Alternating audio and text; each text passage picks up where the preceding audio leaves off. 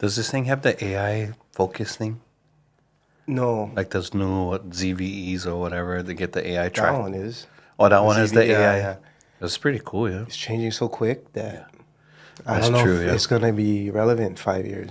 It's good to be cautious, Yeah. but I've always been intrigued with technology. Tools matter, right? Oh, yes. Yeah. So I know for me too, I'm over here just waiting for the deals. I know I always have a wish list, and if something have opportunity, whatever, second hand market or something new comes out, like you was just talking about the release of not the SM7B, but the SM7BD or whatever. DB, yeah, like decibel, yeah. That's oh Yeah. okay.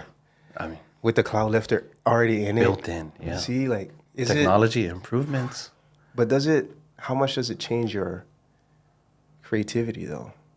It'd probably help it, I would think, because you don't have, it's less to set up, right? More time to create. I think that's kind of like what hopefully the improvements with technology is doing, is giving less time to set up and more time to just create and just get right to it. But I think overall the love for technology, of course, started with video games. You think so? I'm almost sure? 100% positive, right? He's starting off with like Atari, where like graphics is like super basic, but you're super stoked. Then Super Nintendo comes 64, around. Then 64 boom, then it just bits, starts. yeah. You're like, oh my gosh, what's gonna happen next? What's gonna be the next improvement in graphics, right? And that's just for myself because I was super into video games. I mean, that's where I I mean, got we're all not of that far off. yeah, 83, 85. yeah, We grew up on the same games. Then. yeah. I mean, exactly. What was your My go-to one, then? my go-to The most hours spent in your childhood. in my childhood, the biggest, like the one that I got super stuck to right off the bat, Donkey Kong Country. I never stopped playing it until I finished it. I probably finished the game in like 2 days. Super NES. Super NES. I thought that graphics was so unreal. But the game that I spent the most time in, definitely Secret of Mana, another Super Nintendo game. Oh, I didn't. My friends were all into like Final Fantasy and all those Square Enix video games.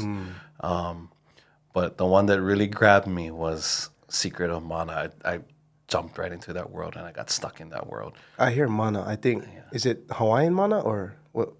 Well, I don't know. Japanese. Oh, it's Japanese. Well, Square is, of course, all of those RPGs, those role playing games were made in Japan. Like yeah, So you're just, right. I mean, Okay. you got like what Goku says Kamehameha and stuff like that. There's all kinds of action that I don't know where they're getting it from, but Yeah. it definitely means the same thing. The way that they were using mana, which was actually this huge tree that was the tree of life, right? Okay, they're using it. Similar. Yeah, Yeah. yeah. In a similar context. It was huge. I mean, for something that was on a small old school cassette for Super Nintendo, I mean, you would travel to all kinds of different worlds that had different types of snow levels, desert levels, jungle levels, and it's like, wow. There was almost like a divide. Like, I play fighting games. Yeah. And then if you hardcore, you spend the same thing for you. For me, it was like actually Mortal Kombat. Yeah. But also things like the stock Mario that comes with Super NES, running through that map over and over, right? So I played those, and then my friend had the you can put that on here, the N64, the Ataris. Sometimes you gotta go to your friend's house because they get that console or whatever. Yeah. The Sega Genesis, the Duck Hunt game, not even Super NES stuff. That was regular NES. Yeah. I don't know if you even remember they had the running pad thing. No, I was where you gonna gotta say step that. in, you gotta run on it too. And then I remember my cousins had the glove. Oh, had the glove. Yeah, I was like, wow, you're right. so impressive. That was like the beginning of wearables. Yeah. If you think about it. Yeah. I mean, the haptics. Did it have like the when the Wii came out and it had the laser reading bar? Nah, or whatever? it didn't. All it was literally was just a controller that was on your arm. Like, yeah. So it's A B. It was it was those things, but here. Well, what about PlayStation? Like when PlayStation came out, what was your game? Oh, when PlayStation first came out, my number one game that I got stuck to because of course that was probably like the beginning of the genre. Was Resident Evil. The original Resident The Evil used to give me the chills, and I used to like play it like at night, and I used to like freak myself out. You right. You know, right when you open that door, they go like that, and you gotta like, oh, what's gonna be behind the door? Or you could hear the zombies like moaning. Remember the You know, the lickers? What's it called? Those like four-legged creatures that climb on the ceilings and walls with long tongues. I don't even know if they had eyes, but I remember that game was the first game that I basically cut school to play at to home. play. Yeah, Like, that's I classic. basically, yeah, mom, going to school. Yeah, like just go through the motions. Yeah. Go through the motions. Turn right back around, right back in the house. I never got on that bus. Came right back home. Even I fooled my brother too. Huh? So I was like, yeah, slip all the guards. But tell me, not that was a pretty impressive All day, game, right? bro. It was like, wow, You know what? I think now thinking about coming it, back. it was so heavily narrative based. Yeah. The story of the Umbrella Corporation, the story of all these characters, and like why you gotta go in there. Oh, let me find the green herb, the red herb, Yeah. the ink ribbon. Gotta save the game. Like that sense of is that even called an RPG? I'm probably like Yeah, well, it's kind of like a mixture, I think. Yeah, because it is very much. I can go there. I can go here. I gotta find this. Use this. it's like a puzzle, horror puzzle kind of game. Because I remember you had to kind of like solve a couple Yeah, things no, there was- to unlock a certain thing, but yeah, the whole Capcom Resident did a great job Evil. at that. The very opening scene, you had a live action cut scene that was like, anytime I saw live action cut scenes on video games when I was young, it used to blow my mind.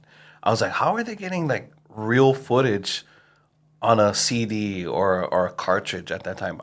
Even then I was kind of like diving into like, how did that technology exist, especially on a cartridge? I think if Resident Evil's number one for me, actually no, that was the gateway Yeah. for me. Metal Gear Solid. Oh yeah, Metal Gear Solid was great. too. That was probably the most hours I spent as a kid playing a game. Was Metal Gear Solid, bro. The original one, the OG one. All the way from starting there, the OG Metal Gear Solid, all the way to like 2, and then even Like for PlayStation, yeah. I Yes, think they had like PlayStation. I don't know if Sega had one or like Super Nintendo had a super old school Metal Gear. Oh, really? I believe they may have had one on there. But the first 3D shading one was that Bro. I remember what it was. It came out of the water or something like that. The very Yeah, first, yeah. you know, and then like and There was then a of course snow level. those exclamation points pop up Yeah. over the enemies' heads like that when Huh?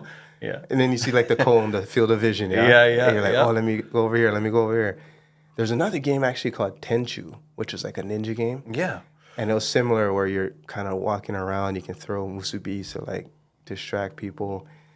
So it kind of had, for me, like Tenchu vibes, but it was way, way deep into story. Snake. Yeah, the story was super cool. You had a helper, that girl that would talk to you, kind of like guide you along. Yeah. I just remember thinking, this almost feels like a real world, and I have the autonomy to go through it. And I think this was like the second time going through the game, because like if you beat the game the first time, you get a bandana, which gives you like an infinite ammo code the next time you start. Something weird. And I felt like untouchable. Yeah.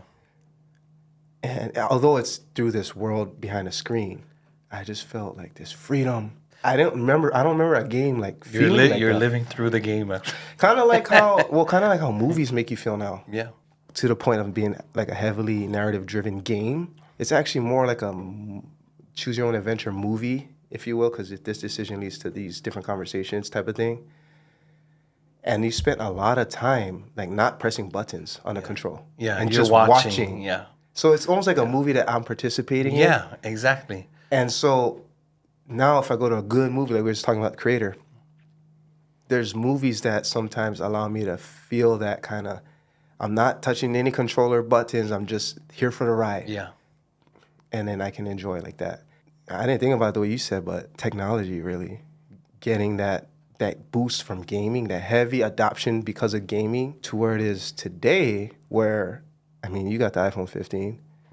That right there, I'm sure there's a lot of people who have that same feeling that you and I are talking about with Resident Evil, but on that thing. On the phone level, yeah. Yeah, it's easier to put more hours if it's in your pocket all the time. You don't got to plug it into the wall. And These things are like tools, yeah. So Of course, whether it's your content creating, your editing, or even just marketing and connecting to people. Is that what you're aiming to do then with video now? I really what I'm trying to do is just do things that I have a new philosophy, a newfound philosophy in life. Really, it Okay. was trying not to make excuses for anything, because I made a lot of excuses in life that probably you know kept me from doing a lot of things that maybe I might have accomplished earlier. But once I changed my mindset, I definitely started realizing I was the only one that was in the way of accomplishing all those things. Because, like I said, you don't really need top quality cameras to do things, or even the best computer to do things. Yeah, it might speed up your workflow and even have you produce something a little bit better, but you can still put it out there. You can still start, you know. But the things that we have nowadays, it's incredible. We have access to even all the free programs Mm. that you can just download, free instruments like virtual instruments. You can create a whole album all for free. I'm going on 20 plus years of doing music.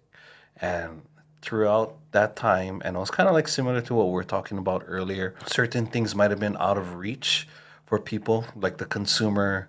Now you can use consumer cameras to produce something that's Hollywood level, right? The creator. Before, digital audio workstations or DAWs were super expensive. Apple's Logic Pro was well over $1,000 something, and when I was young, I didn't have that kind of money to just spend just on the program. I mean, that's not even including like instrument, Wait, all we the talking software? software. There was Yeah, $1,000 oh, I think it was over a thousand in what? bucks In 2000 or in 9? like early 2000s, and then that's probably the lower end. Like Pro Tools, I think was even a lot more than that. And Pro Tools, you had to get like a proprietary card that you had to buy separately, and that was the only way you could run the program.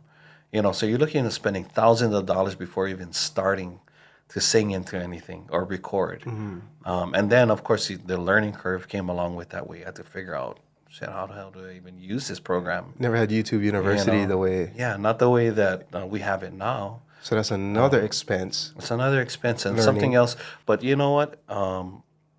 It was great to take the steps to learn, watch other people who had it. Mm-hmm. Of course, and that's what I was doing. I was learning from people that I was recording with, see how they were operating and how they're navigating the programs. And then eventually, first of all, I bought me a laptop, MacBook Pro, Mm-hmm. which is, this must have been 2005, 2004, maybe around that time. Okay.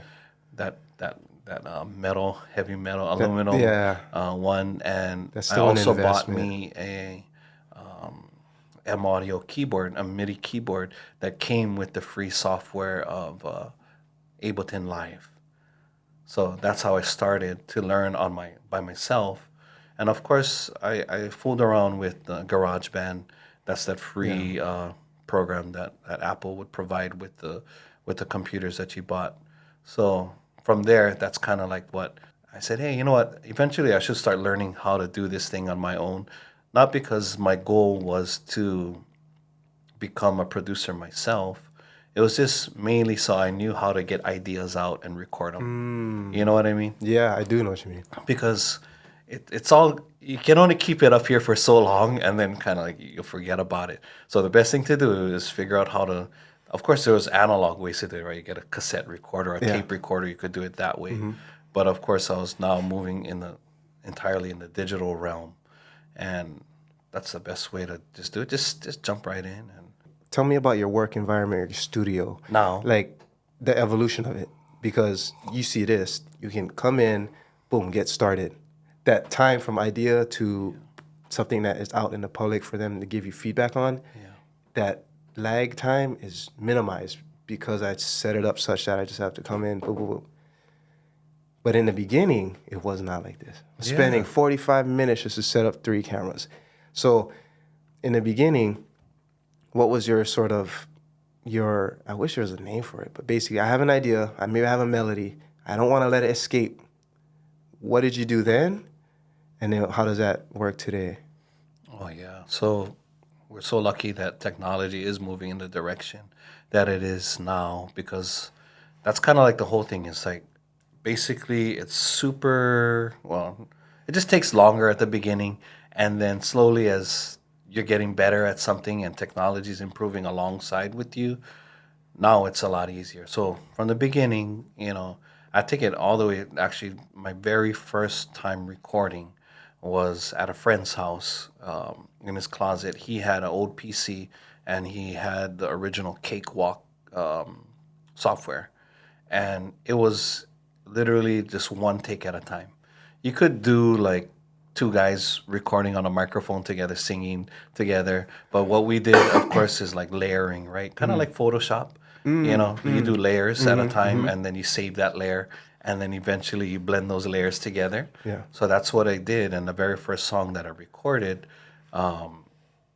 was using that kind of technique, which the whole entirety, which is for like a 4 minute song, maybe not even 4 minutes, the whole entire setup to the point where we bounced it down. Must have been a whole day, you know what I mean? And that's just recording. Like Mix. we had to practice, write the song because of course it was Oh, the original song. Write the song, practice the song a few times, and then do the recording. So like from that point to where we are now today, I could pop out 4 or 5 songs a day, you and one person, or just you? or just me by If myself. you just in it, because that's the thing when any creative, right? It's always that idea to actually a tangible result, that in between, and maybe sometimes like you said earlier, where you can make excuses. It comes in that gap, like I thought about this song, or I thought about making this video, or writing this down 55 times this year, but I didn't do anything. I have nothing to show for it. But if it's such that with tech, that's where I see the biggest advantage, not just tech, but also AI, basically. Both the hardware and software, collectively tech, that's where I see them shortening that gap for creatives. Here's an idea, and here's something I can share. Because if now, you can make 4 days or 4 songs today if you want. But of course, I'll take it back a little bit because there's so many variables when you're a creator or a creative person, right?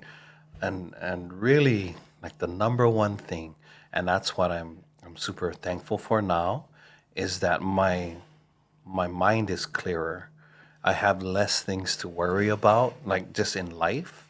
So it allows me to be more creative because, well, it can do one of two things, right? Yeah. The stress can either push you to perform better, Yeah. or it could take you backwards. And then for myself in particular, it was making things harder for me. Like just day to day living situations was hard, right? It's like I gotta I gotta worry about my finances first, right? Like Yeah. I Yeah. don't even got money. Yeah. How am I gonna think about like buying equipment to go and make a studio? So you got to take care of that part of your life first. And where I'm at now in life, it allows me to. I have my own space, I have my own studio, and I'm not worrying about that part of my life. So now, really, I can just jump into being creative. And you won't always feel creative. There's certain days where, like, you know what, I'd rather go drive around, I'd rather go to the beach, I'd rather go hang out with my friends, or I'd rather go spend time with my family versus, the main thing is that for me, because I'm not going to speak on anybody else's behalf, I just need to find a time where I feel creative. And if I don't feel it, then I'll go do something else. I'll go play video games in my room, if anything, and then hopefully, something will click and says, okay, you know what? I'm tired of doing this. I feel like I want to be creative. And then that's where I'll jump back into my studio and I'll start making something. And of course, inspiration is huge. You got to be inspired by something at times. You don't always have to be. Sometimes people will push you, say, hey, how do you feel about working with me on a song? They'll reach out to you and they say, okay, well, thank you so much for thinking about me. Now let me see what I can do. So now you're kind of like pushed to create something versus you just naturally creating something on your own. And sometimes I like the challenge nowadays. It goes back to me stop making excuses for things. So now I can say to myself, hey, this is a cool challenge. Let me try it out. Like if Let's someone reaches out for reaches out for collaboration. collaboration, right? Nice. A good example is when Jordy, Liquid Jordy, reached Yeah. out to me to collaborate with him. Yeah. Of course, I'm super honored. I think he's a great artist, talented artist. So having somebody reach out and then kind of like at first you're like, oh my gosh, what am I gonna do? I better come correct. I Yeah. better come Yeah. come hard with this Yeah. because I don't want to let anybody down, right? When it comes to creative, somebody asks you to do something and then you just give them something that you're not proud of. So it's kind of it's a fine line between being nervous and at the same time pushing yourself to whatever your best abilities is that particular day, because your writing part is also different from your performing part, right? You might be able to write the song and it's like, wow, that's a great written song. Now how do you record it and sing it properly? How do you perform that song that you just wrote? you know Sometimes it doesn't always come in one day. Sometimes you only get one or the other. Has there ever been an instance when you write it, you record it, you're like, this is a hit, or this right here slaps, I love it, people, oh, that's awesome, and then you perform it, and then it changes, like, actually, let me go back and re-record. Does that happen? I wish, I mean, I think that's what I'm thankful for. The very beginning of my recording with Gumby at Father Psalms, he was Yeah. the best because you weren't doing no retakes. Oh, And yeah? at the beginning, it was just like, okay, we're done, we're good, that's good. And then when I would listen back, and I was so critical of myself at that time, I was like, man, I wish I could have re-recorded this, and I wish I could have re-recorded this part.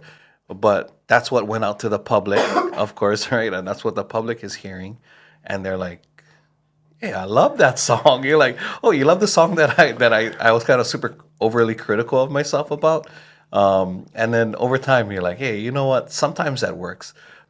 If I did have the opportunity, there was a lot of songs that I would have re-recorded because I didn't think that was my best performance when I did it. And a lot of times, just like you were getting to, when you go to perform the songs, sometimes it just came out a different way when you sang it live, and you're like, wow, I like that way better than I actually was singing it in the recording.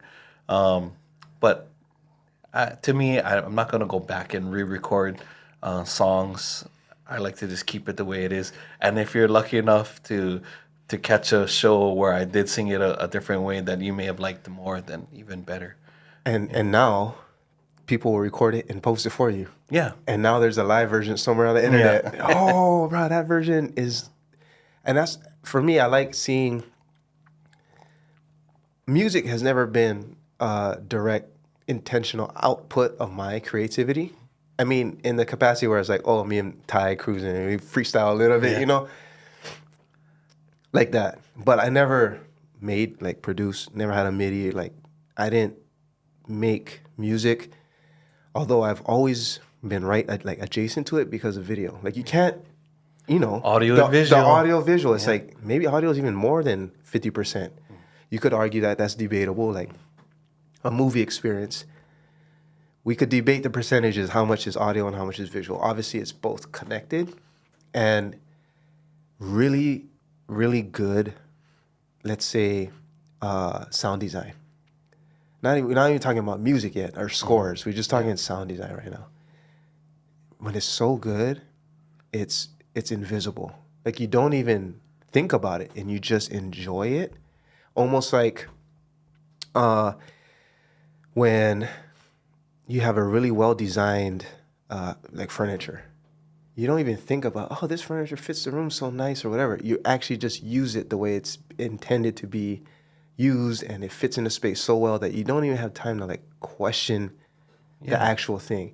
Like, a bad movie to me is one that you just have way more questions, or it's like blaring, like, that dialogue is just, he didn't need to say that. That was too on the nose, or you're noticing all these other things, but when you only notice, like, the message of what the creator wanted to share with the world, it's when you have such good design. And I think music is one of those outlets where you can really take a designer/engineer approach to it.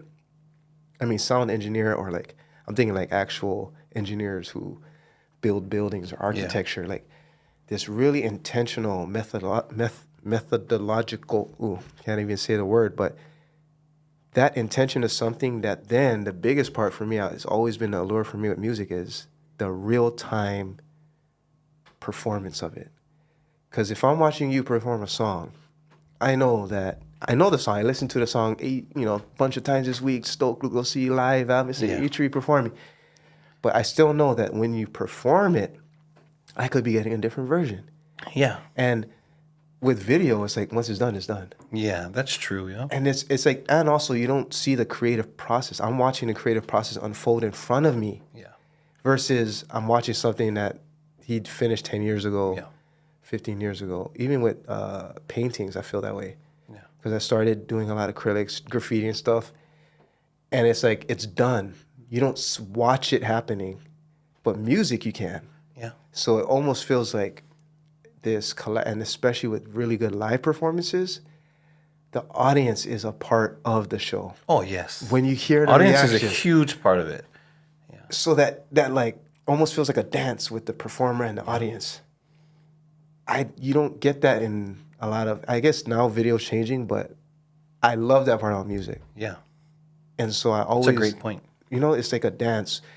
You could speak to it way better than me, obviously, because I've never performed in front of people, right? I mean, maybe like my university luau, we did dance. I There did you a few go. numbers, you know what I mean? But don't give me the mic, you know what I mean? Like, I'm not singing. But for you, you're over there. How does that feel on your side of the mic when you're like, how do you, the way I just described it was a dance, but how would you describe that audience performer relationship and then how it affects the outcome of that performance? Yeah, if we just take it back just a little bit and we kind of look at what all of these things are, video, audio, they're all art, right? And really what it comes down to is there's emotions that is being put out or being received. When you watch a video, watch a movie, of course, you'll see something sad happens, right? Scar killed Mufasa. Boom. You're scarred. Tear comes down already. I cried. You're already Yeah. feeling that, right? Or you hear like some kind of like maybe like a heavy metal song, right? You're all pumped up. You hear Metallica. Yeah, I want to lift weights. So audio, that's what it is. So music. And same thing like when you perform, right? You're up there, you're performing. If you were performing like a slow song, you're singing, and you're not moving much, or you just, as nice as it could sound, emotionally, you could probably just feel kind of like, relaxed but for us or for myself, a lot of the songs is more upbeat songs, they're reggae songs people can dance to. And that's kind of like what's happening when I'm performing. I watch people out in the crowd. I see how they're receiving it, and of course, it really, the huge part of it is the band that I'm performing with, right? I have a great backing band, and I've been lucky enough to play with some really, really good musicians. It makes all the difference because music, once you hear it and especially if it's live and you got a really good sound system, you'll feel it in your chest. You can't help but move, and then as an artist, when like for me as the vocalist singing and I'm watching people dance or even sing along to the music, it's almost like you get that extra energy. The Genki Dama. Yeah, like Goku is like, I need a spirit ball, spirit animals. Give me your energy, boom, so I can power myself up. It does that to you as an artist, and yeah, there's a synergy going on. We're sharing the energy with each other. I'm putting it out to the audience. Audience is putting it back into me, and it's just like you were mentioning. It's like a dance. We're sharing. We're dancing with each other. That positive feedback loop. Yeah. My musical journey, albeit from like the point of view of the audience, like the live shows that I've been to in my life, what are the moments that most stick out? And immediately, the Damon Marley Distant Relatives tour. I was in Portland, Oregon. It was at the Roseland Theater, which is like Burnside, I think 5th or 6th-ish, somewhere, but it's Burnside. I was living in PSU, so it's still like downtown Portland, Oregon. Bruh, that show was one that I can replay. And the crazy slash amazing part of it is a lot of it was the core of the memory is this musical live performance. But I remember everything about that day. Wow. Because of that solid, that day was the day I went to see that show. Yeah, it's impactful, right? So even though it was only like an hour and a half, 2 hours maybe, I remember, in fact, moments from that week leading up to it shit. and after it. And I thought, that's the power of live music. It's like like a pillar in my memory. And I can remember all these things that happened around it. And if you're a performing musician that's going on tour, going all these places, like, I don't know if from your point of view, it's different as being on stage, right? But let's say I think Roseland is probably, I don't know, maybe like 3,000 people, maybe. I'm guessing, it's not a huge venue indoors, but let's just say 3,000 people. Bro, I imagine like 3,000 versions of my experience. Yeah. And that's because of you guys that are on stage. I don't know how easy it is when like that was just day 15 of 30 days on the road. And maybe that was the third day in a row, Seattle, Tacoma, Portland, however your tour went, So for me to have such a great like moment in time married to that music, I wonder if on their side it's the same thing. Like, what is it, just another show? Can you get into autopilot? Probably depends on the person, the individual. I'm sure everybody has their own kind of take on it. You know, but that's why it's great discussing these kind of things, because it opens up a lot more than people would. Most people is just taking things surface level. Not everyone really dives into what one concert. Now you've been to probably many concerts, but this is just one concert, and what that effect is on a person. You remember the whole entire day, even the week leading up to it. I guarantee the artist on stage is not thinking, "Oh wow, everybody over here has that whole kind of memory attached to it," but you know, it is what's taking place, and I think that's why I I don't know where we would be without music. Music is so important, and not just because I chose the path to be in the have a musical career, but before even thinking about wanting to have a musical career, I was a listener first and foremost. I was just enjoying the sounds that I was hearing, and then reggae is the music that I pursue now, but I love music from all genres, from different genres growing up, because of course I was fortunate enough to have or be born in a musical family where everybody shares kind of some different music. Getting back to how maybe the artists might think of it, it all would depend on the artist. I'm sure there are some artists out there who can remember their Right. shows, right? Yeah. But I think it would probably have to be something that stood out. Like, wow, I went to this place and these guys knew all my words. They were, did something crazy or whatever that stood out. And then they would attach that memory to it because, like you said, these guys are going on tours, for like a whole entire month where they must hit at least 5 to 6 shows every single week, and that's for 4 weeks straight. You know, if anything you do in life that consistently, it may, its wonder may you may lose it a little bit. But as long as, as an individual, if you look at it, you should be thankful as the artist that you have these people coming to you, doing sold out shows, and everybody's singing along and knows your music. Because in the end, if it wasn't for the fans, then what would you be, right?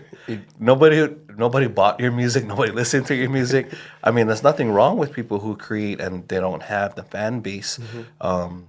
Because in the end, what are you doing it for? Are you doing it to create a fan base, or are you creating music or content just because you enjoy doing it?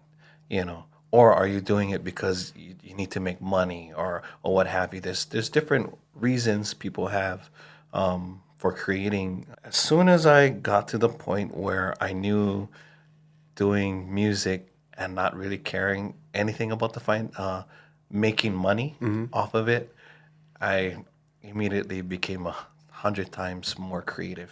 The worst thing to have is for myself is have a stress backed by, oh man, I need this $200 for this show because I gotta go and pay something or I gotta, it adds to the stress. So once you eliminate any worries for myself, that's what has made a huge improvement in my life.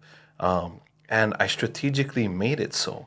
I had to find out really what was the hardest thing in life for myself in order for me to start being more creative or start getting back, because really I was on the verge of taking like a really long break, if not a full break from music, because I really needed to focus more on the priorities, right?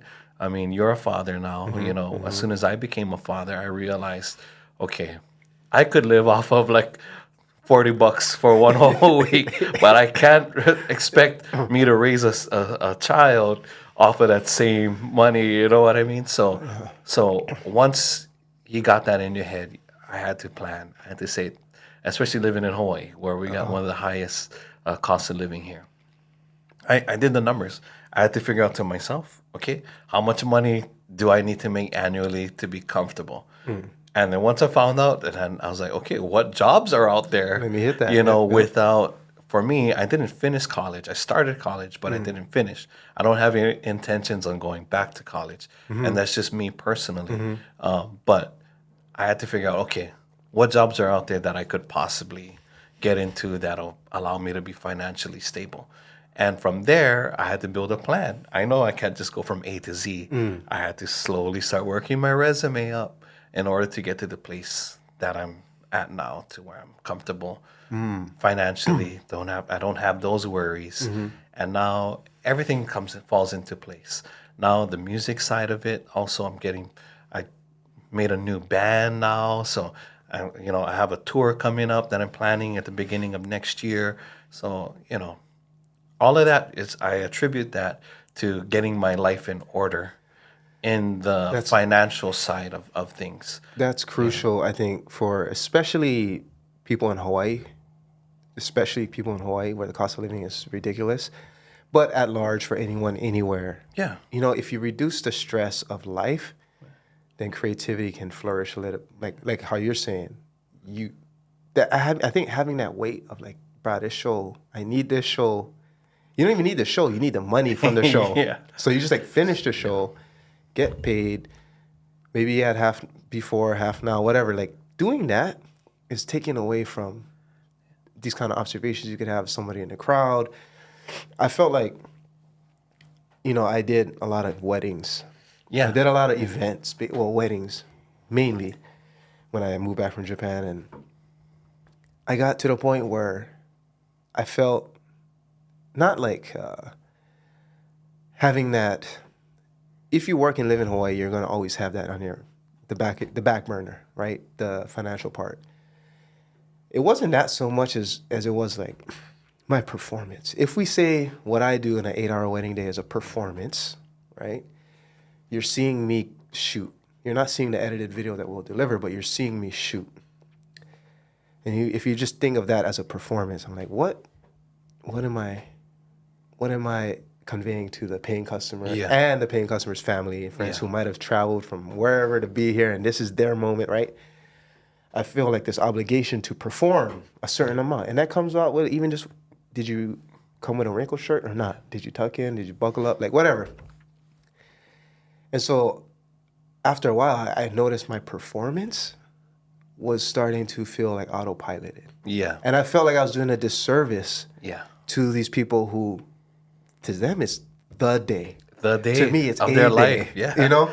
And I felt this discrepancy start to build between how I show up and perform and then how they come. And I felt like I'm not matching their energy the way they deserve. And that was a big reason for me, like, I don't want to do this. I don't want to underperform something that is so meaningful to you. And everybody's different too. There's certain people that thrive off of that push that they have to get things done, or they need this thing. It just wasn't for me. I do know people who the stress, it helps them The stress, me too. I can't. I'm not a. I hate. I dislike stress. I should say. I think that's one of the arguments for like why procrastinators procrastinate so habitually. Like you can't break it like a nicotine habit. Like procrastinating is even worse than nicotine because one argument is they need that pressure to perform. Yeah. I had this assignment given to me at the beginning of the term. Yeah, I'm that's waiting exactly till a a week, procrastinator style. And that's what I used to be. I used to be the hugest procrastinator. High school, Yeah. I would wait to the very last minute to do a project or do my homework and turn it in. But that pressure allowed me to pump it out, you know? And sometimes, I was like, whoa, I did all of that in one night. That was in me? Wow, I wrote that paper? Like, I get that positive pressure. Yeah. And You hope you break that at some point in time, but at least it lets you know that you can perform under pressure. I think, especially for dudes, yeah, that's we kind of important. want that challenge of, wait, okay, yeah, 4th and 20. Now, you know what I mean? Yeah. Like, let me go hard. And I just think that it's better, at least for me, sounds like maybe for you too, having that pressure is good. And with time, maturity, you've been doing this for 20 years, like, you're better able to identify and work with it. But if it's coming from a place of like, I have a son, I need to buy this many like food and diapers and I have to pay this rent. This one's like that financial stress. I don't think that's a good, like, don't procrastinate on the financial stress thing. Yeah. I feel like so liberated from expectations once there's no monetary transaction going on. Oh yeah. The incentive is not monetary, let's put it that way. The incentive is, let me just make something that feels great to your emotional point. Yeah. I think that's what's the good thing about performing or doing something for a long period of time. Yeah. You can figure out what works and what doesn't work. And it's a trial and error thing. For me, you know, I wish I could have watched. I take that back. So there are certain things I can watch other people do and I can learn from them. But a lot of times I had to make the mistakes myself to really have it sit to where I'm like, okay, that does not work. That's a big mistake. But learn from it, right? That's what it. You have to look at things that didn't work out, whether you consider them failures or as learning points. Something you can. Do you have an example of that? Like when you're performing, you try something, and you're like, "Oh, I'm not doing that again." Okay, for one, is getting wasted before a show. You know, I definitely do not. That's something that I've strayed away from for quite some time. So most of the time, if I'm gonna drink, I'll drink after. I'll maybe have a drink while before, but nothing crazy. I mean, I've autopiloted shows before, and then I heard it came out great, but I don't remember it. You know what I mean? I'm also always trying to not be critical of myself, but still yet kind of do a overview of how my performance was, so I can think to myself, okay, how can I do better the next time, right? What was causing me to be nervous, you know? Because nowadays, if I've done hundreds of shows already by now in my 20 years of performing, why would I still be nervous when I take the stage, right? Something I should have learned at some point in time that says, hey, you know what? There's no need for you to be nervous. I mean, what are you nervous about? You know, this is the music you wrote, that you made. You sang it countless times, you know, so maybe that's what it was. Maybe, hey, this is a brand new song. I'm nervous to perform this new song. Or I'm performing with a new band that doesn't have, you know, all the changes, the endings down. Those things can make me nervous at a certain point in time. But nowadays, I'm always making sure I'm prepared prior. You know, there is no, I'm going to do a show with a band that I just met that day anymore. You know, now everything that I'll do, I'll ensure that the entirety is taken care of. I have done self-rehearsals by myself, sang the song 100 times before I even take the stage. I also am going to make sure my health is good before I take the stage. I can't go up there and I have like, you know, some kind of bad cold or a cough and then I think I'm going to perform well, because that probably won't happen. So there's a lot of preparation that goes into it. I've done this for long enough. Let me ensure that the people who are paying money to come and see me, people who haven't seen me before, they're going to get the best version of myself. And I think that's why it's exciting right now. It's a super exciting time, I've just turned 40 this year. Some people might think, oh wow, that's old, man. You're 40 years old. For me, I feel like this is like the best version of me right now. Everything's flowing right now. I Nice. mean, knock on wood. I mean, Mm-hmm. hope things will continue going that way. But it didn't happen by chance, right? Mm-hmm. To get to where I'm at now, it took some strategic planning that definitely I cracked down over the past 5 to 10 years. Mm-hmm. I really started like saying, okay, we got to move in this direction. If your goal is at some point in time is to be comfortable when it comes to your life, you want a comfortable life where now you're not stressed and every connection that you share with people is can be a positive connection. Everybody knows there's good and bad going on in the world, but for me, I want to ensure that I'm not part of the bad. You know, I want to see you, and I haven't seen you for so long. I want to give you a big hug and tell you, hey, it's good to see you. It's great to see you. People that I just met, I want to ensure their first time meeting me, is a positive greeting. It's not like, oh man, that guy 83, I met him, is an asshole. That guy, like, he just turned the other way. And it's happened before, and I Nah. apologize for all those things because there were times where, like, I'm not even thinking about anything but myself at the time. But now I understand there's so much more than just myself as an artist, you know. Uh, and I think that's the beauty of gaining experience doing this for some time is that you can observe how you can improve, and I think that's what it comes down to. I just want to be the best version of myself, constantly learning, constantly growing. You mentioned how you feel this is a new era, if you will, for a musician, Yeah. artist at large, but musician. How? Like, what's so different today that makes you feel that way? The flow of my creativity, and not only what's happening is actually a lot of things are happening, just besides me being more creative. More people are reaching out to me to want to work together. It's opening up new avenues. I'm completing projects that I would hold off on for a long time. There's songs, and I kind of like take it to my very first release that I did. Must have been like 4 or 5 years now. My first solo LP. Prior to that, I was doing like featuring on like albums of various artists' albums. But once I completed my first solo album, Article. Hardicle album Yeah. with Gumby, it was like it opened up the doors and said, uh, it gave me confidence in myself. It said, hey, I can do it. Okay, Yeah, so there what's you go. gonna stop me now?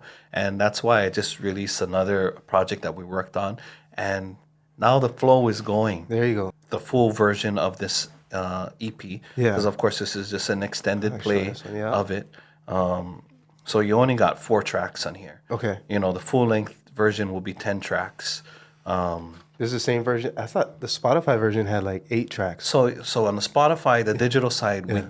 left instrumentals on there. Yeah. Okay. For everybody who likes to sing along or freestyle, however you want to do, Yeah. we leave that open for you for Nice. them, and maybe possibly one day we'll do a vinyl version of that. That way, people have that on vinyl. When you start to put out things and you complete projects that you do, especially if you're a procrastinator like I used to be, Yeah. you feel accomplished. You're right. You feel confident that you're ready to do another project. And I don't always, you know, as time goes on, I don't believe I'll always be singing for the end of the time, but I always want to have some kind of something to Project. do with music, a musical side. And yeah, You do great with movies, bro. Short films. I can't wait to get into You know that why? space. Because the way you think already, like you're thinking of the whole project, and you can work on this part. Maybe you finish the crescendo, the end of Act 2 first, but then you go and intro this character, and then you can think like that, and you're already used to this kind of tech, this marriage of like hardware, software, timelines. I think that transition's easier if someone's already like someone who's a producer, music producer, performer, to go into things like video editing. Yeah. It's or opposite too. My friends who are like in music, they're like, oh, they see me editing or something, and they're like, "Oh, I get it," and I see them. I'm like, "Okay, I kind of get it." Yeah. You know, there's a bunch of shortcut keys, and at the bottom of it though is the story and the emotions that you talk about. Yeah. You're still gonna want to convey an emotion. You're gonna package that up in characters and stories.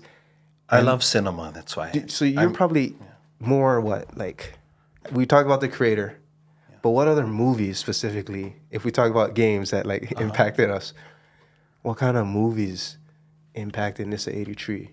Oh, you know what is my favorite movie of all time? Is Forrest Gump. Ooh. So of course, you know, when you follow a timeline of a person's life, and of course it's a fictional story, right? But it's going along with all this nonfiction things that really took place, right? All the Vietnam racism in War. the early and where he was from, in Mississippi or Yeah. Alabama. Is it Alabama? Yeah, Greenbow, Alabama. That's where he's from. Yeah. So you see all of that. Then you see the transitions throughout. Going into the war yeah. and the Vietnam, Yeah. then moving into 70s and 80s, and then even to that must have been in the 90s where it finished off his life. But that was one of my favorite storytelling movies. But of course, I like movies that just strike me emotionally, and I also like adventure movies too. Don't get me wrong; I'm all about the Star Wars, Lord of the Rings, Okay. all Harry Potter's, all those big movies that, you know, The the complete adventure, world-building the world, movies. yeah, world building movies. Yeah. I'm totally into all of those things. What Film, I about- love film. What about like series, drama series, or Netflix series, HBO, whatever? So I think that's what it is with me too. Is that just like how I have a lot of different musical tastes, I have a lot of movie taste, and I have a lot of series, television series taste. I liked. You know what? What is one that I just kind of wrapped up that I really enjoyed? Of course, it was an animation. Was Blue Eyed Samurai? Did you She's watch off to that? London, yeah. She's off to London. I'm waiting for season So 2. yeah, Blue Eye Samurai. Yep. I like that, and I like the mixture of adult content too With Yeah, animation. With animation, Have you seen Arcane? I did. That was great. That animated style was so. It was But the cool. It's And the the story. themes are so adult based. Yeah. I think nowadays more than ever we're done with the idea that cartoons are for kids. Nah, that's long gone. Yeah. You can have things like Arcane, Blue Eye Samurai, and even like old Studio Ghibli ones. Oh yeah, I love Studio Right? Ghibli stuff. Like these are heavy adult themes. Some of these we shouldn't want. Like Princess Mononoke is. I love the messaging, but I don't know. My girls don't want to watch some of those things. You know what I mean? Yeah. And that's what I love about today. We have so much varieties, not just a 90 to 120 minute big screen, but maybe 8 episodes that are hour long each of a season. We can the way that a story is packaged up and then distributed now are such that we have a word for it. It's binging. You could just run through a whole thing. And I hate it sometimes because I love to do it, but I hate that when it's over. You're like, oh, I gotta wait a whole I gotta another wait for year. season. That was us. We were binging on Resident Evil. We were binging Metal Gear, Oh, yeah. binging Gran Turismo, whatever was your Game, thing. yeah. We were binging back then. We didn't say it, but now we can say it. Like it's the same thing. Now we're having these almost never-ending stories because there's no like end to a series. I feel even movies, it always leaves the door open. Yeah. And it's cool that it's growing up with us, right? It's just like the video games. I mean, initially they were all like for kids, rated E for everyone, right? Yeah. Then you start to get like Grand Theft Autos and stuff starts to grow up with you. Same thing with the animations, you know. Well, you did have those old animes that were, you know, showing like, you know, Fist of the North Star and Ninja Scroll. You had all those scenes already. It was kind of like, wow, it was intense for kids, but now you got this like Blue-Eyed Samurai, you got Arcane. Even so, another series that I like is Demon Slayer, right? So initially, Demon Slayer, of course, it was demons. It was graphic. There's a lot of blood and everything at the beginning, but it still was kind of like kid oriented, like a little bit of youthful play in it. Yeah.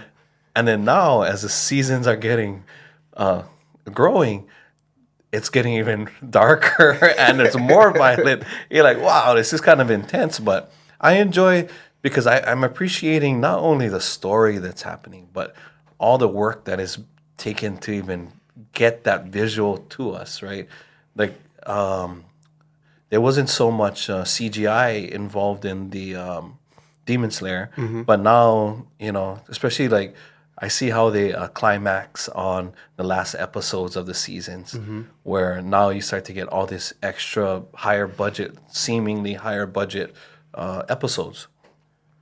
But yeah, I love it all. I mean, perfect We can example. talk about TV shows Hey, and movies. are you Game of Thrones fan? I love Game of Thrones. I've watched all of them. So perfect, and even House of Dragons probably. House of Dragons. So like, Finished it up. look at Game of Thrones season 1, 2, compared to whatever 7, 8. Yeah. When you said CGI, I was like, oh, perfect example. We have live action. The hounds are actually like these little dogs, like real onset dogs, and compare that to the freaking The dragons. or even the actually that was one of my favorite scenes of I think season 7 or 8, somewhere around there. Jon Snow is just it's a horse scene. Not a horse scene, it's a battle scene, but there's a lot of horses and he's just staring down this like wave of horses coming towards him. I was like, good, they didn't CGI that. Yeah. We appreciate all the millions and millions that went into that. You know what I mean? But look at season 2. I was still as engulfed in season 2 as I was in 8. You might even argue I kind of weaned off a bit. I think that's the risk any long season or long series takes is that people will get tired of it. Walking Dead, I stopped watching when Glenn died. Yeah. You know what I'm saying? Exactly. Like, Exactly. Everyone has an exit point Yeah. when you get past a certain size. And I think season 5's like if you make 5 with everyone who was there from season 1 to 5, like that's got to be an accomplishment because. And that's the challenge as Once a creator. How do you keep your audience captivated? Well, at a certain point, when we were talking about creator and you said, it was a little predictable. I think after a while, we get numb. Not numb, but also acclimated to storytelling techniques, especially Walking Dead, I think is a perfect example. There's 20-something people, but today's episode includes 5. And that's split up into this 2 that went off on this submission and that 3 that went on that submission. And it's so formulaic that after a while, I'm like, I know what's going to happen. The end of the season, they're going to find a new group of people. Then the beginning of next season, there's going to get to know those group of people. We're going to guess, that's a good guy, that's a bad guy. He's going to die, she's going to die, whatever. Like, they're going to fall in love. After a while, that just sort of wears out. Yeah. And I look for these curveballs, and oftentimes I find it in international films, international dramas. Squid Game came and said, move over. Like, not just Korean movies, Bollywood, even like African. Like there's a series on Netflix right now with a bunch of like African stories and narratives. So I like to reset by seeing something from another part of the world.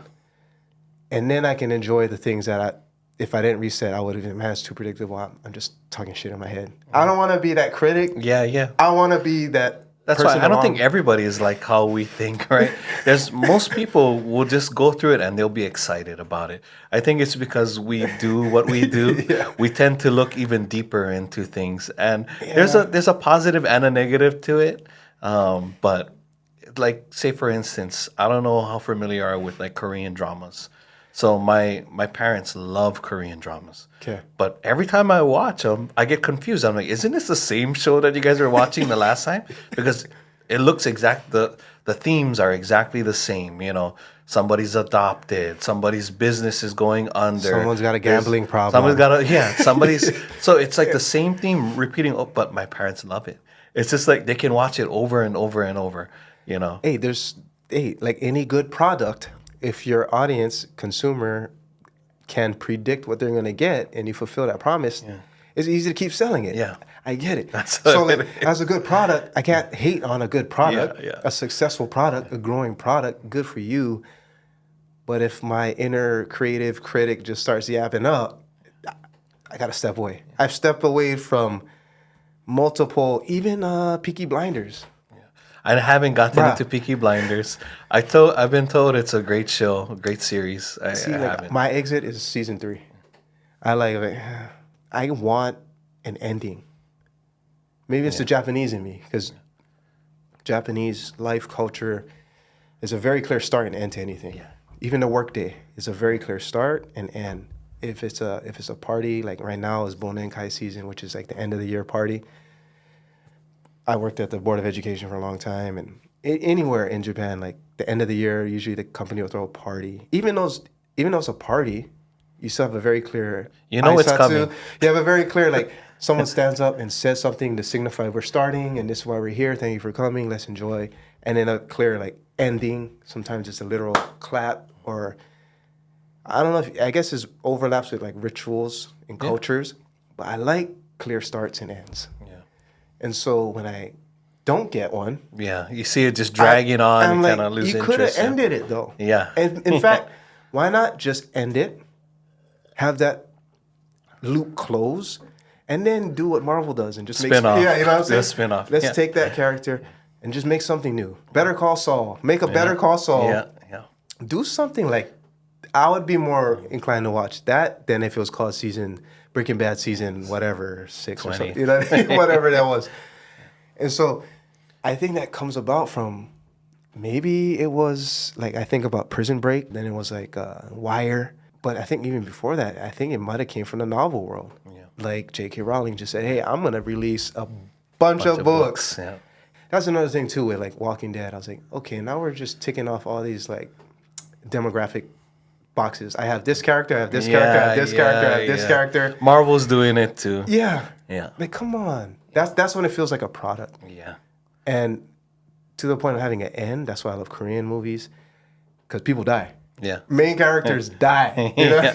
Like, That's what I liked about Game of Thrones. That's- The very first season, the end of the season, okay, the main guy dies. It's good. Yeah. No Country for Old Men. Die. Something with Pines. Forgot Gosling. In Between the Pines. Run something like, it's okay. I think maybe it's not so okay in like American / Western movies, stories for the main character to die. But go ahead.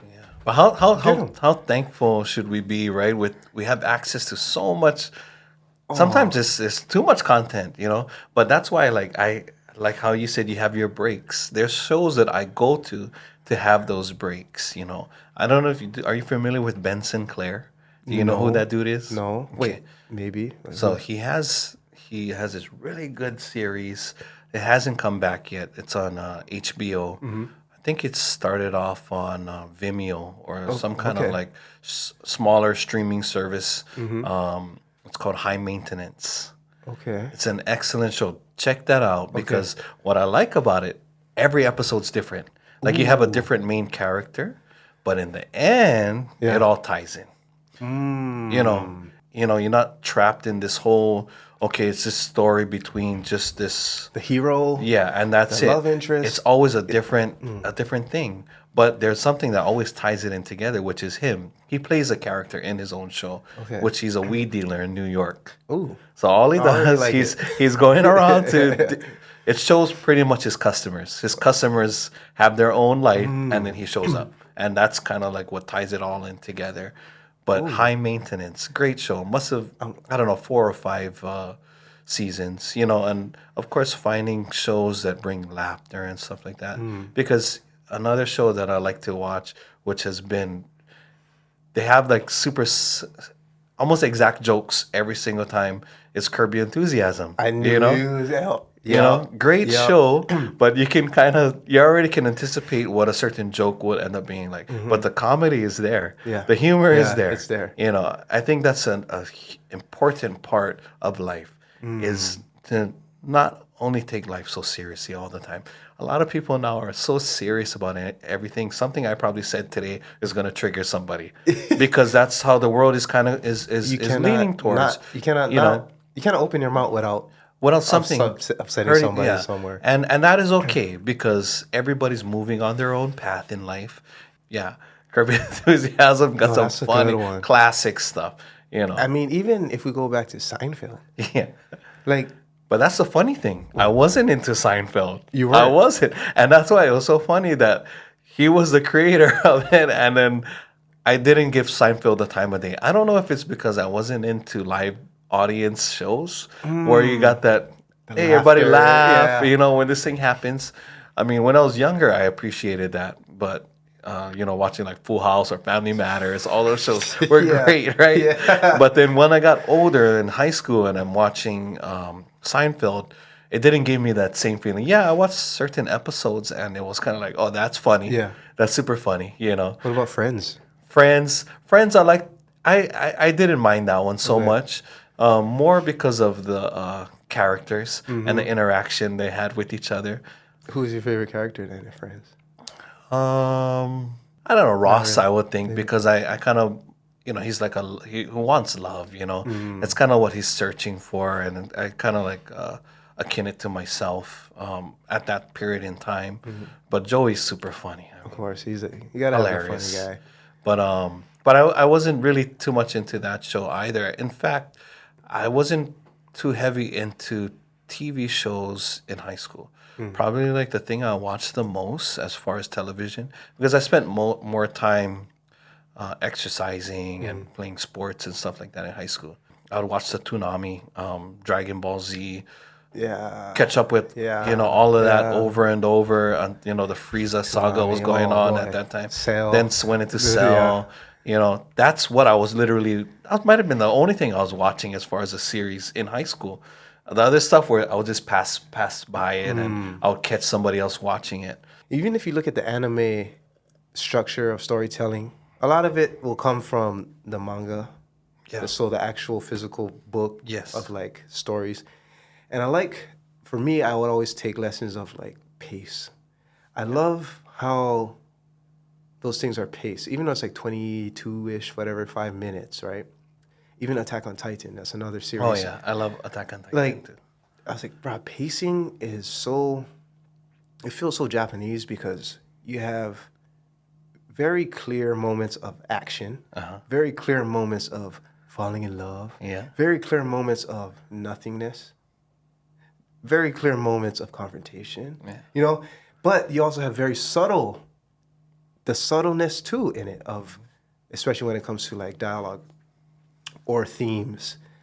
Like a lot of times you finish a Ghibli or a lot of Japanese content and you're like, what was that about? And like the second half of the movie or anime starts after it ends because you're thinking about, Yeah. why did he do, oh, that's why he went, or did his mom say that? Is that why? Like the conversation afterwards is almost a part of the viewing experience. It's so crazy Which is how weird. it does that to you. Which is contradictory because I'm like, it ended. But really, You're still thinking. right, it didn't end. And that's magical, when you think about it, how something has a lasting impression, right, on you. It's just like your concert, you still remember about it, But that's music though. Like I know right now there's someone singing your song somewhere, right? Someone is, and that's the great thing, whether it's video or music, like you make it, you put it out, such that you've essentially created clones of yourself that can provide and deliver. Multiverse. Yeah, dude. And now it's like, now you're just constantly singing around the world and delivering that, whatever song it was, whatever that emotion, it's on now. And, yeah, that's what the cool thing about the digital era too, right?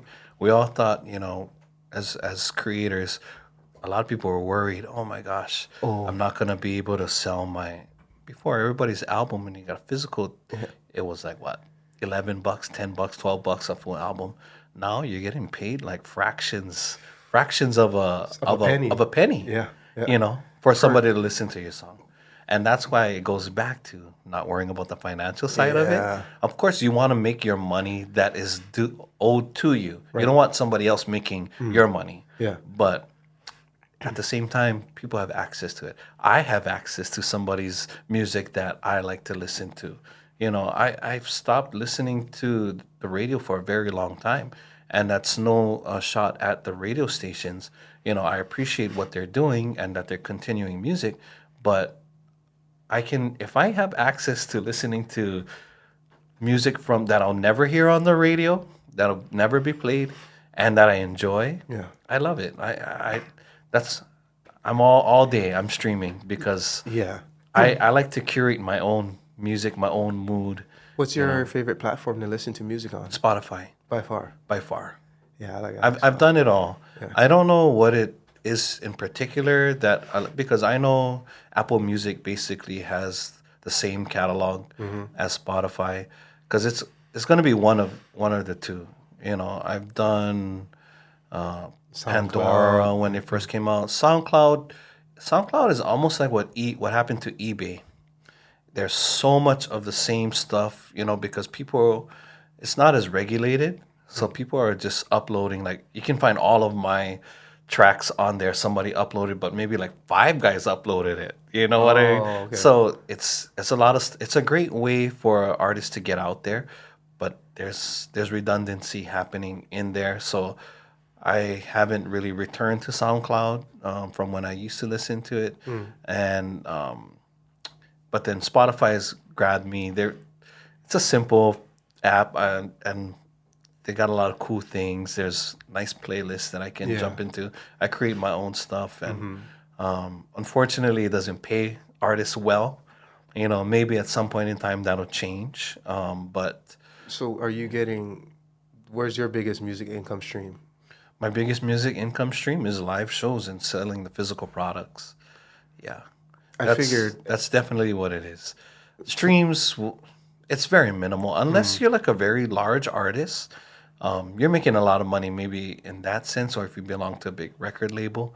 But for like the indie kind of guy, like myself, you're not going to make too much money off of streams. But at the same time, you'll make it back by having the artist get familiar with you so that when you do come to their town yeah, or when you perform, they come and they support you in that sense. having that online audience is, I see how you could convert that into a, here, I'm at this city and this city and this city kind of thing. Then you have your ticket sales and your merch or your physicals.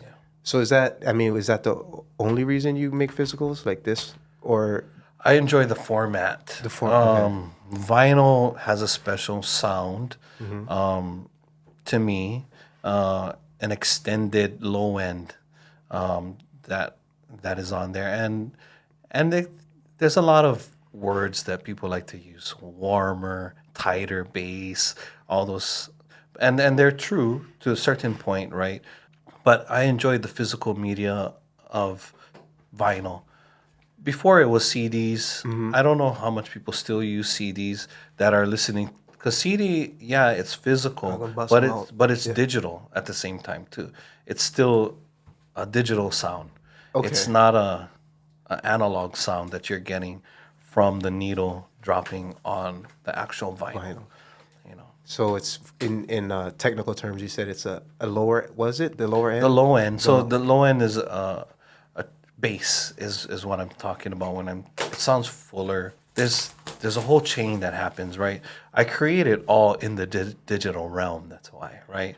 You the creation is all on a computer. Then you take that file, then you take it to a mastering, somebody who does the mastering. But even before that, for in this project in particular, I work with Jagambi at his studio where he puts it onto a analog mixer. So then you're getting some analog influence from there. It's hitting physical electronics. That gives it its own sound as well. Physical electronics. You're talking about a needle literally on vinyl. We're talking about physics in some sort, in some ways, right? There's Because science, yeah. we're talking about materials and how that affects the waves that come into our ears. Yep. And we're talking about the FX3, Sony's mirrorless full frame, and how you were looking into it. And then we talked about creator. You said you like to put green. Yeah. Green on your photos, right? Yeah, yeah. And I understand when, like a digital look, too clean, too sharp, whatever. Yeah. But grain, oh, was that taken with a film camera? Yeah. Like you could put that effect over it. To me, the way I think of it is as a texture. But is it the same in sound where you make something digital, it's very much digital, but then you're adding this analog piece to it? Would you say that low end, that bass end is that texture? Or, It does something that digital can't do just yet. okay. And that's just a personal opinion of mine. I know there's a lot of people who will say that they can get the same exact sound digitally in the digital realm. and trust me, they're getting really close. Yeah. Because what's happening is that in the digital realm, they're just emulating physical analog things. It's the same thing like with the filter, right? With adding grain, Yeah. they're just trying to mimic what film looks like. And for me, it's not to fool the audience if I like how it looks. I just like the way it looks. There's something about the way it looks that I enjoy. It softens the image, just like how you said something is too sharp. Yeah. You know, I like that look. There's a certain look and just like letterboxing too around. I like that look too, even though it's just literally two black lines Even over. this has that somewhat of a, Yeah. There's something about it that I'm attracted to. Because at the end of the day, we're making things that are so subjective. We're artists. Yeah. And so you're not going to please everybody. Yeah. And some people can get pissed off. We get it. But for you, what's pleasing is that. Yeah. And I'm reminded of when people, like photographers, used to literally smear Vaseline on the lens to achieve that like glowy, hazy look. The halation, trying to get the halation, basically. Or, if you just grab some, like when I'm back to the wedding days, I would just grab some weeds or grass, or if it's flowers, and just put that slightly in the frame, create that little foreground bouquet look. Right? There's no flowers where there's bride and groom walking, but we make them look like That's smart. There's so many little hacks. I mean, people use prisms, but that analog married with the digital, like the physical, again, back to Japanese roots, I guess, but that in pottery, call it wabi-sabi. It's basically like part of that is an imperfection. And I think that's what we're drawn to. That's what it is, yeah. It can't be too perfect, too clean, too sterile, some people would use the word. Whereas, Exactly. Sterile, I think, is the word and that's why so you'll hear a hiss when you play this on a record. Okay. People like that background hiss. And it actually does something. If you were to put this through, have your Spotify version play, and you were to have this version play, and you were to have like metering that'll show exactly what frequencies are being affected, you'll see a clear difference. Especially like I was saying on the low end, you'll see a lot of low end, but there's all kinds of technological terms that they use, whether it's called saturation or harmonics that's being added. There is something happening there that's specifically for the vinyl format. At the same time, it makes a nice little piece, right? It got a nice little 12-inch square that you can use it as a artwork or what have you. Is it here? No, it's just on the side. Yeah, it slides out just like that. There we go. Because I like show. I don't know when's the last time I held on vinyl. Now that I think about it. Well, now you got another one to add to your collection. Shout out to Jagumbi too, right? Exactly. So what we've been putting these out on is we've created a little label, which is called Two on Top, which is basically means two on top, which is myself and Jagumbi. And he's my musical teacher. Yeah. I'm so thankful and grateful for him because not only music-wise, but in life, taught me so many valuable lessons that I'm forever indebted to him.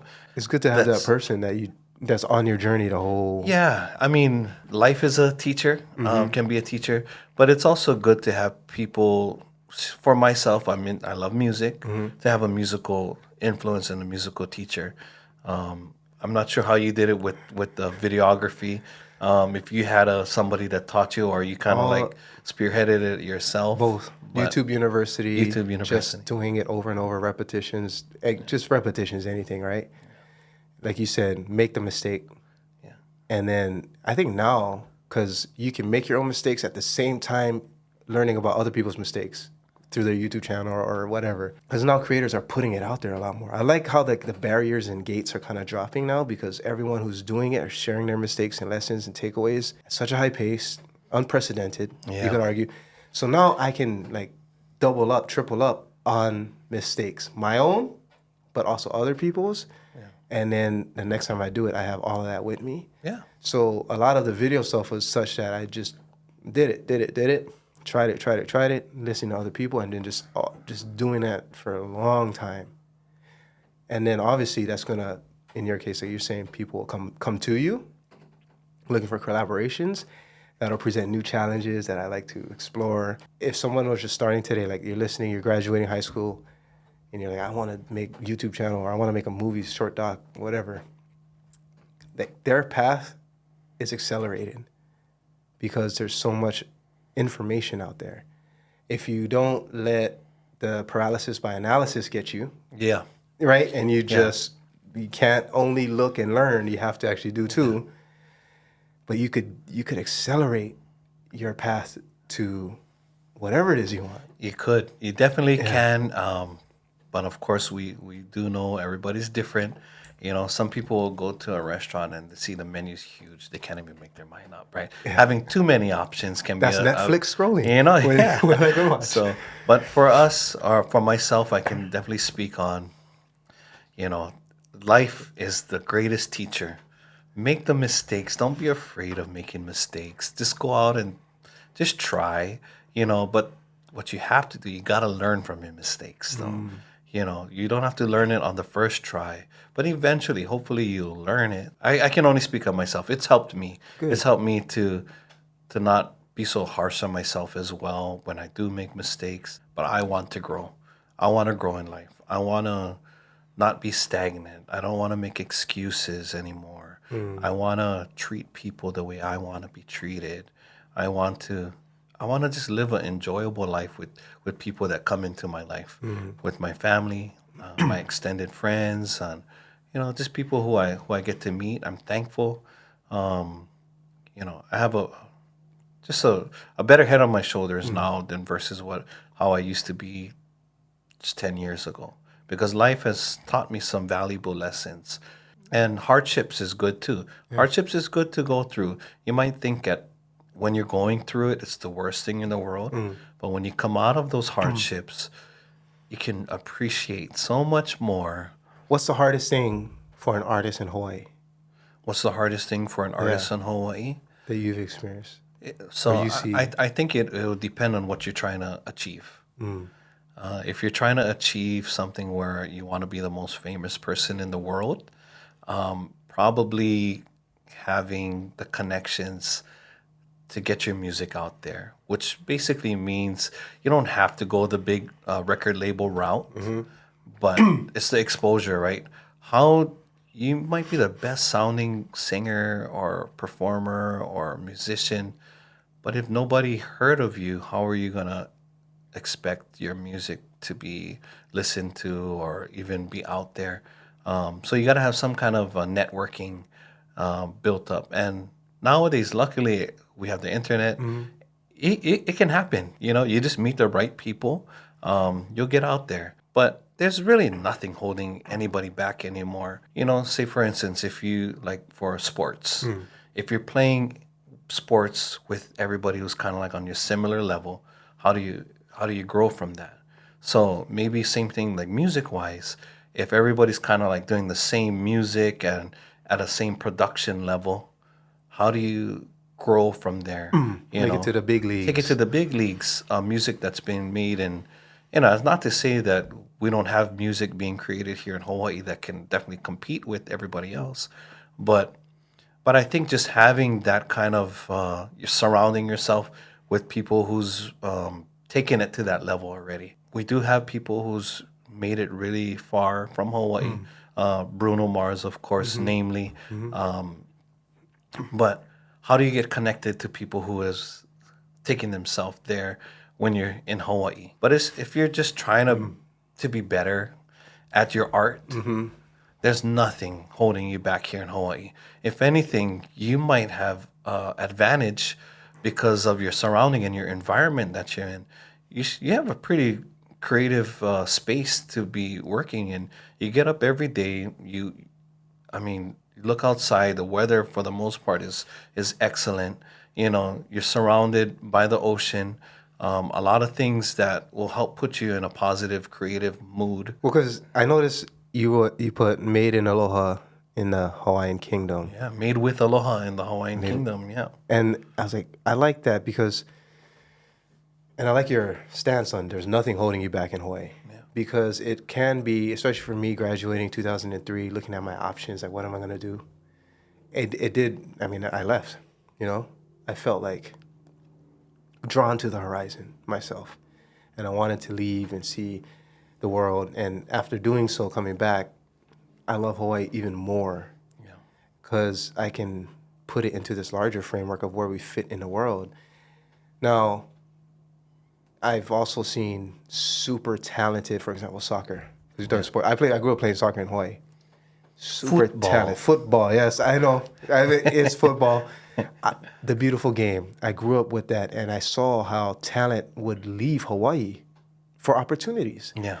And I hope, more and more, I hope we could retain and kind of capitalize, maybe is a Yeah. different word, but off the talent that we have versus every athlete who wants to be somebody who's not a surfer has to go mainland colleges, recruiting and all this. I get it, but at the same time, if it's something like music, I like how I'm hearing you say, Brad, there's nothing holding you back here. As a musician in Hawaii, how did you feel about earlier this year? It was huge. Everyone was talking about Ian Tongi. American Idol, I don't even know what season. What's your overall take on how that wave plays out? Like, where is it today? Uh-huh. What made it happen? Like, what's your take on it as a musician in Hawaii to see the rise? I think that's awesome. I'm all supportive, 100 million% supportive of Iam Tongi. I think what you gotta attribute it to is the initial tryout that he had and how he captivated the hearts of everybody, of America, or everybody that was watching. That emotional uh, Emotional audition hit. that he Yeah, had. yeah. I mean, I watched it like 4 times and I cried like all 4 times. I'm like, it gets me every time. But really, it's that captivated, and then, of course, not taking away from his voice. He has a wonderful voice, and the way he flipped that song too. I didn't even know the song. Oh, you're talking about the audition. The audition. Yeah. I didn't know that song at all. I didn't either. So, and then of course, hearing his story, how he had to move to the mainland because of cost of living over here. All of that really kept me wanting to. I'm rooting for him. Even though I knew as a musician and as an artist that some of the people that he sang against, they may have had better voices or more dynamic range in singing. But I still rooted for him the entire way, And then even when he got to the very last show and he busted out the Kolohe song, and I thought that was so awesome, how he gave back, in a way, giving back, saying, "Hey, you know what? I could have sang any song, that these guys could have thrown at me, but I'm gonna go ahead and sing a Kolohe song." And I thought that was incredible. I thought, the fact that he's showing support to Hawaii, showing support to a local artist, and being like, hey, you know what? Hawaii can, we have all the talent here. I mean, already, you had a president that was from here. You got Barack Obama. I mean, you got Bruno Mars. You got all these big name people, right? With ties. And then you even look in the football realm. You got Tua. You got Tua over there. You got a heap of more talent that's coming out there. I think if we go back to there's nothing holding you back, but what does help when people do go away is the exposure that you're getting, right? And you don't even have to go away for that exposure now. Yeah. Now you don't have to go away, but how do you get eyes on you? That's why a lot of people are going away.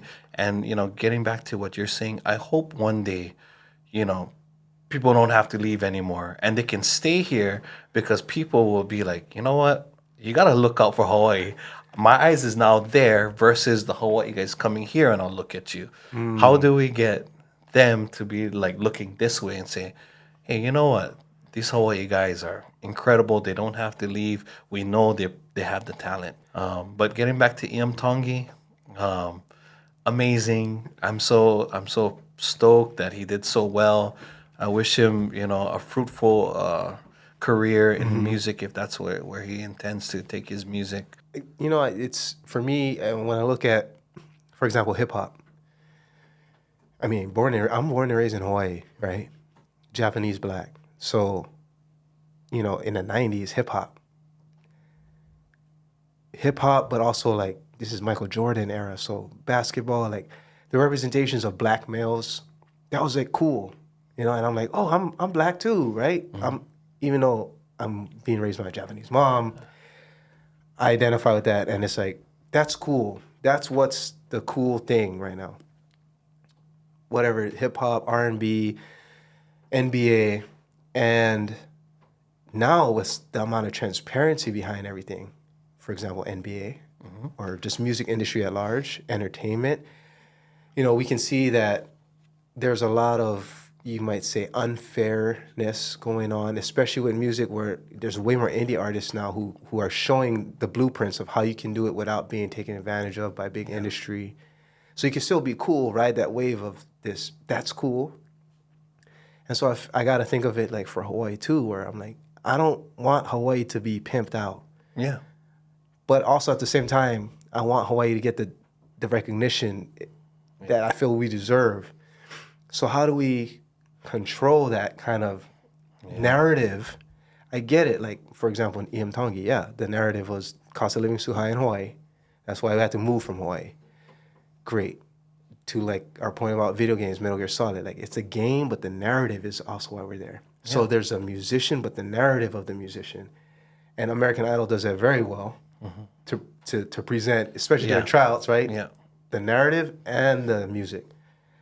And for Iamtongi, it was that.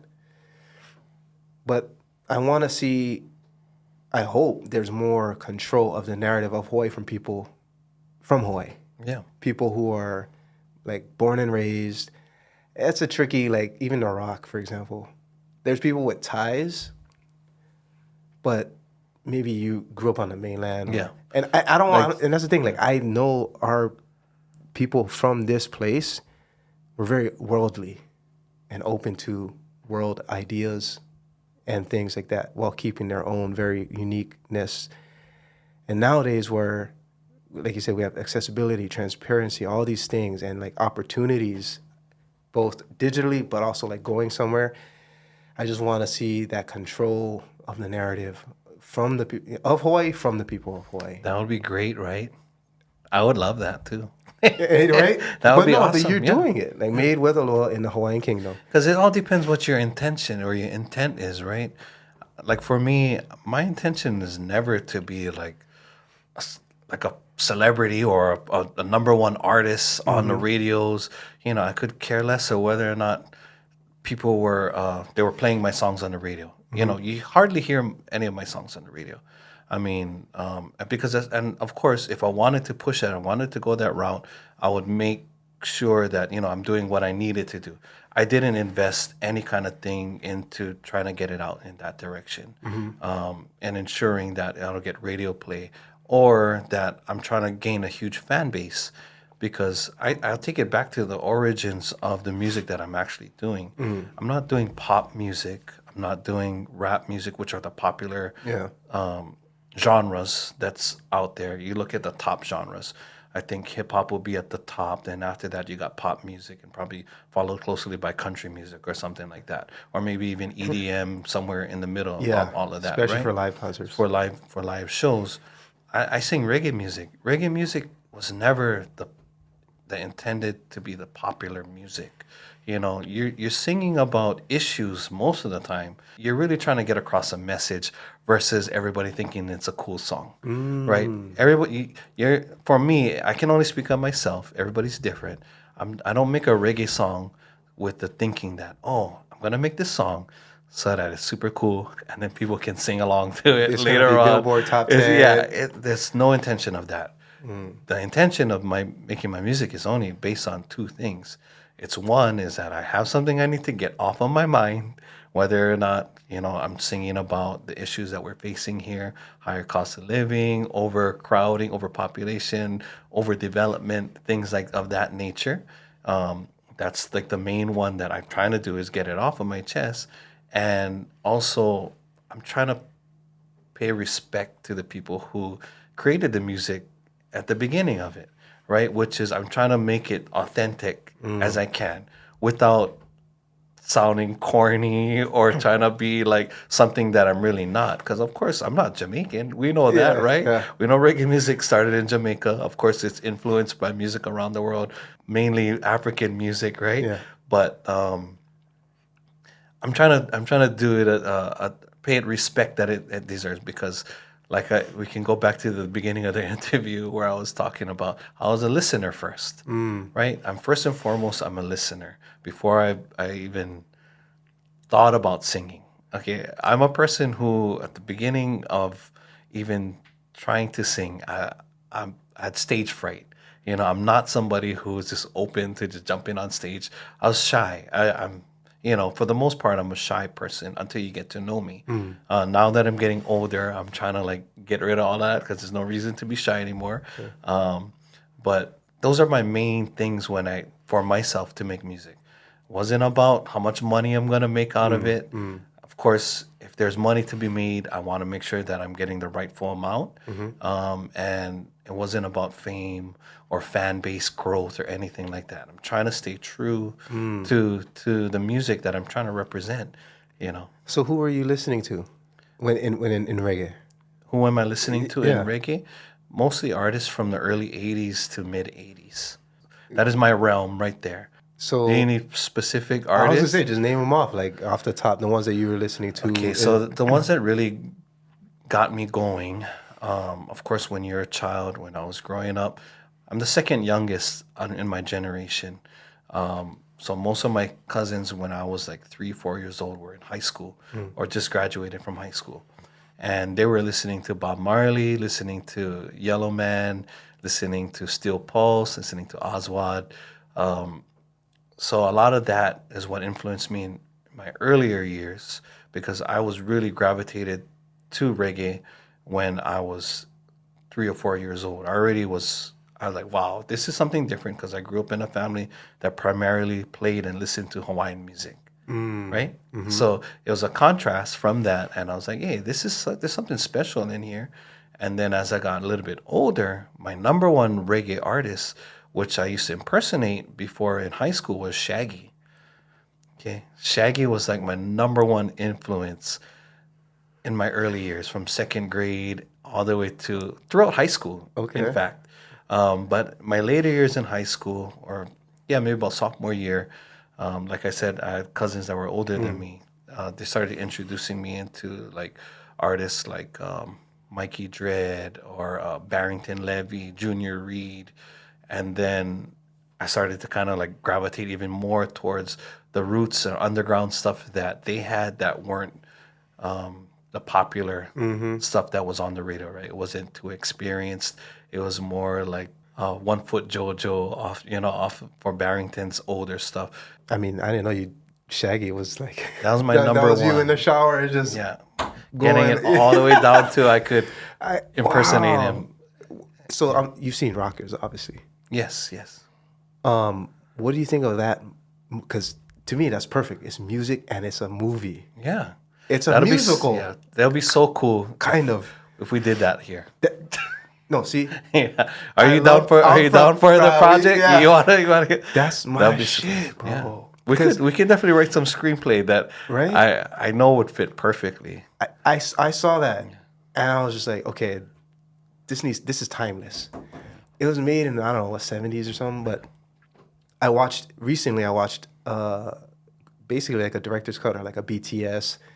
It was the director talking about how they went Oh about yeah? making, yeah. Oh, that's cool. Yeah, bro, I should check that out. and I'm like, bruh, that felt like the kind of mission that I've been on in certain places. Like, for example, when I did a couple documentaries that required me to travel. And so that also required me to write. That also required me to direct, which I didn't think you could direct a nonfiction documentary, but actually you have to. You have to direct You know it. what I You mean? still gotta You know what I direct mean? it. Yeah. So like, I was like, okay, we can do to the point about a representation of Hawaii from the people of Hawaii. I would felt love like to collaborate on that project. Bro, I feel like that was representation of Jamaica. And he even mentions it, the director, like, I wanted them to be a part of this as much as I was. Almost like fly on the wall. Almost a little bit more slanted to candid freestyle, if you will. But we're still making storylines. And in fact, they even changed the storyline with the bike and stuff.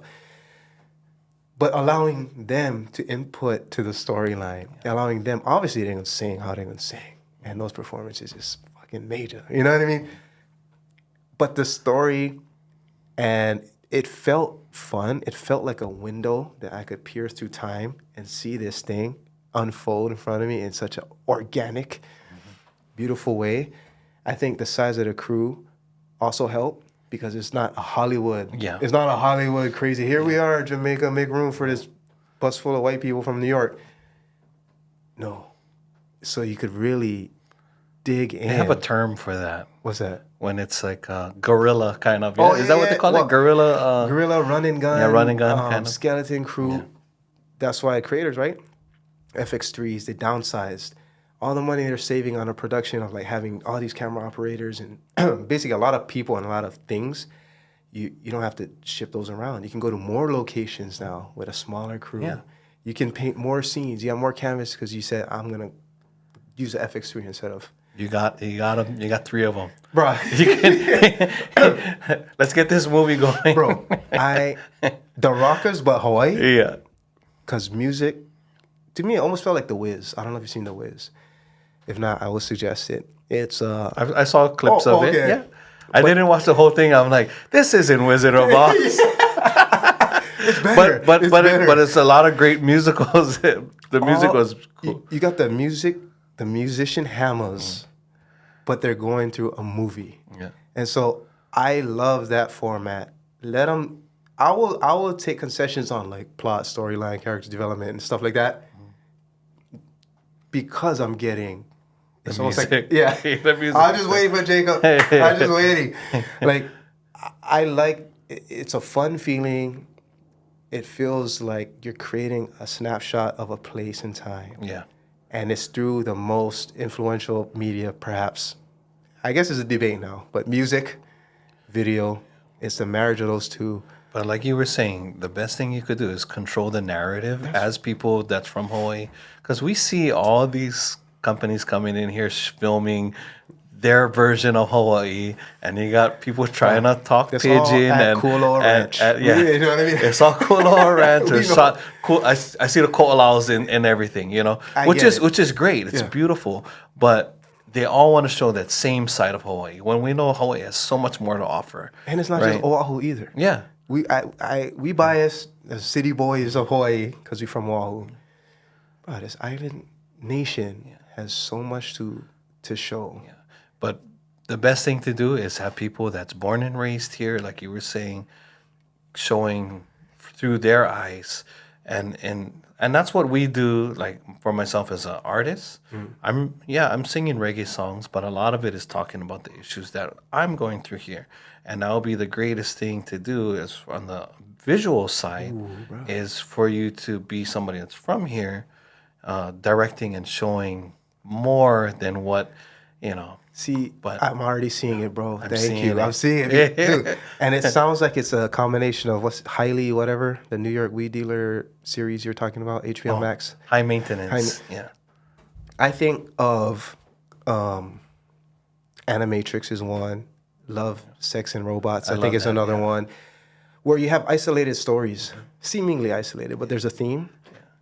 Kind of like that, but for Hawaii, where Hawaii is so multifaceted. Off camera, we can discuss it. I'll tell you everything I got going in my mind already. You get them right. You get them right. Is it like that? Yeah, it'll be great. Bro. Yeah, it'll be awesome. Okay. We don't have to make a run South by Southwest. I mean, great. These are cherries on top. But if we have a solid piece that's like, hey, this is made right there, made with Aloha in the Hawaiian Kingdom. That's what I like to do, bro. Yeah, there you go. Hey. I'm down. Okay. I'm down with the collaboration. You know that. I mean, let's just start. There's we no can start excuses. writing. No Yeah, excuses anymore. Yeah. Just go ahead and do it. And I'm all on board. Yes. Yeah. Hey, well, tell everybody where they can find you. Okay. All those people interested. The best way to just find me is on Instagram. I do have a Facebook page, but I hardly go on Facebook. But Instagram is Mistah, Mistah 83. And that's how you can hit me up. If you want to find my music streaming wise, of course, I'm on Apple Music, YouTube, Spotify, all the normal digital streaming services. But if you would like some merch or some vinyl, you can reach out to me directly, or you can even check out some of our local record shops that carries Where? the vinyl. Let them know where. And So Aloha Got Soul is one. I know they got that. I'm not sure. Gumby was the one that's actually taking care of all of distributing all of our stuff through them. Either way, even if my music's not carried at the other record shops, go and check them all out. Support your local record shops. You got Hungry Ear. You got Ideas. Sorry if I missed any other Okay. ones, but Aloha Got Soul, AGS, right by my house. So look at this young brother right now. Look at the man. He's happy growing moment. into. Happy moment. What is this moment? That is Christmas, and that was that's at a a Christmas family. tree right Yeah, here. it's a Christmas tree right behind. Of course, all kids are happy at Christmas, just anticipating opening up a present. So I just wanted to focus on a good memory, because of course, title is called Forever and Always. So always carrying a positive memory, forever and always. But And how come you get the gi on? that was my favorite thing to wear. Oh, yeah. Yeah, I was all about it. Nice. Right on, brother Curtis. Thank you, Mr. 83. Thank you, Kenji. Thank you so let's, much, let's, bro. let's start putting some meat on these bones about this Hawaii Rockers version. Yeah, that would be sick. That would be sick. Yeah. Great idea. Thank you, Marvana. Thank you so much. Thank you. Yeah, you. Yeah. Aloha, everybody. Take care.